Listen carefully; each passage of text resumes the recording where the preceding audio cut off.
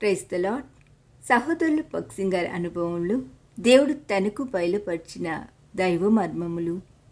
యెహోవా, నీ మార్గములను నాకు తెలియచేయము, నీ త్రోవలను నాకు తేటపరచుము.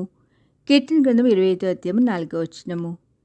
దేవుడే నాకు మార్గము చూపించువాడని నేను నా జీవితంలో నేర్చుకుంటుని. ప్రతి దినము ప్రభువా, దయతో నేడు నాకు మార్గమును చూపుము.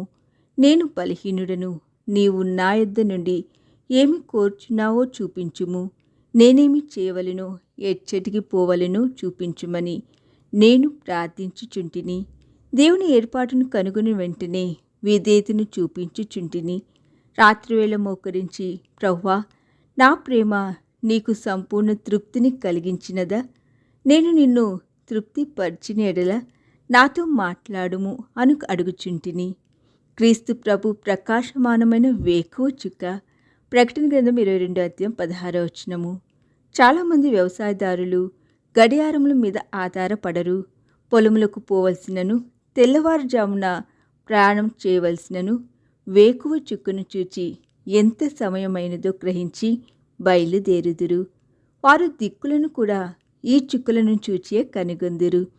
యేసు ప్రభు మనలోనికి ప్రకాశమానమైన వేకువ చుక్కగా వచ్చును. మొదట మన విశ్వాస జీవితంలో కొంత చీకటిని ఎదుర్కొనవలసి తిరిగి జన్మించిన వెంటనే ఎవరునూ పరిపూర్ణులు కాలేరు. మన చుట్టూను చీకటి కమ్మియుండును. కానీ ప్రకాశమానమగు చుక్కయగు యేసు ప్రభు, నా బిడ్డ, ఈ చీకటిని నీవు చూడకుము, కొద్దిసేపటిలో సూర్యుడు ఉదయించును అని మనతో చెప్పును. ఏ మానవ సహాయం లేకుండానే సమస్త చింతలను, అనుమానములను జయించుటకు ఈ వేకువ చుక్క మనకు సహాయపడి త్రోవ చూపించును. మనము విధేయత చూపించుకొలది అధిక వెలుగును పొందేదము. ఈ దిన ధ్యానము మనందరి ఆత్మీయ జీవితమునకు ఆశీర్వాదకరముగా ఉండునుగాక. ఆమేన్.